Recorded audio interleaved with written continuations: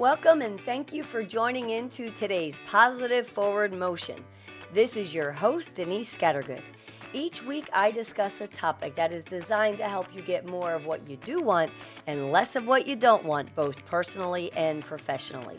My goal is to add value to others by sharing a topic in 8 minutes or less, topics that will empower, motivate, and inspire you to have more happiness and success.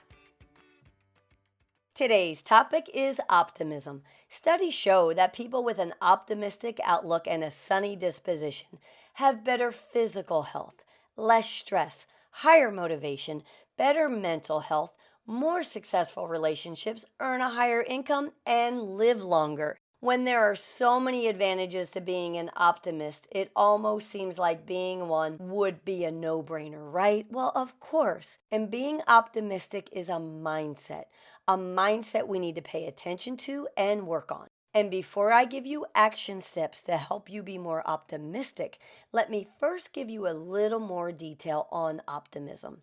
Many people think that optimism and happiness are the same. And while they can go hand in hand, they are very much different. And there are two key factors to know about optimism. Number one, optimism, as I mentioned, is a mindset. It is an outlook on life in the most positive light possible. And number two, optimists see negative situations as temporary and with solutions. And the opposite of optimism is pessimism. Pessimists tend to see the world in a negative light. They believe the worst will happen. They see negative events as permanent and unchangeable, and they blame themselves for unfortunate events and have no hope for the future. And the good news is, pessimism isn't permanent. Anyone can learn how to be optimistic. All it takes is a little hard work, dedication, focus, and practice. And when we decide to put in the effort to consciously alter our thinking process, our brains can be rewired. We can retrain our brains to think in a more positive, optimistic way. And I'm going to give you 5 simple action steps that you can practice daily to help train your brain to be more optimistic. Number 1 is focus on the good. If you're having a bad day, go ahead and reflect on the negative situation that happened and then try to pull any positivity you can from it. So let me give you an example. Let's say you had a big presentation at work and maybe you just didn't receive the positive reaction that you were expecting or hoping for. This can be a little upsetting, but what you can do is use this experience to learn from your mistakes. Make the necessary changes that you might not have been aware of prior to your presentation, and then think about it. In the long run, you will have a finished product that is way better than it would originally have been in the first place. Number 2, start a gratitude journal. At the end of each day, write down 2 to 3 things that you're thankful for. And it can be something as simple as you had a great lunch, or you pet and met a cute dog, you found a free parking spot, or maybe you connected with a friend. Feeling gratitude and reflecting on it is incredibly important. But science has also shown that when you take it to the next step and you physically write down what you're grateful for, this can significantly boost the positive impact on your health and mindset. Number 3, give positive feedback. If you notice a good action, acknowledge it. I don't know, maybe a coworker made a great sale. Be happy for them, get excited for them. And it also means congratulating yourself.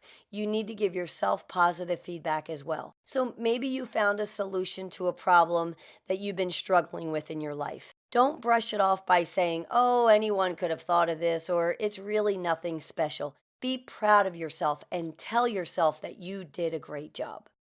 Number 4, understand that you can't control everything. Of course, there's sometimes a situation's going to come up where there's things that we just can't control. And when that happens, the best thing to do is focus on the things that you can control. So let's take, for an example, maybe you're having a negative interaction with a customer. Well, you can't control what they're feeling, thinking, or saying. But what you can control is your reaction and your quality of customer service. So, despite the negative situation, if you keep calm and do everything in your power to help them, then no matter what the final result might be, you will have peace of mind knowing that you did everything that you could to make the best of a bad situation. And number 5, acknowledge the negative. That's right. Optimism is not about ignoring negative situations, and it doesn't mean walking around with rose colored glasses. It is viewing those situations in the best way that you can and finding the good in them. Because ignoring negative situations can really backfire in the long run. I mean, think about it. If there's an issue that is keeping you from your goals, ignoring it will only hinder your future success. I'd like to end on a quote by Winston Churchill, and I think this quote perfectly captures this positive forward motion message. The pessimist sees difficulty in every opportunity. The optimist sees opportunity in every difficulty. Thank you so much for listening in today. If you like this episode, help us spread our message of positive forward motion by sharing, rating, and reviewing this podcast. And don't forget, you can also follow me for more daily doses of positivity on Instagram and Facebook at Denise Scattergood, and you can find me on Twitter at Alert Trainers.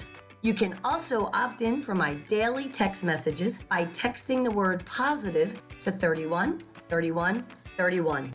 And remember, each episode comes with a free worksheet to help keep you on track. Just go to denisescattergood.com and you can find a free PDF download link under each episode.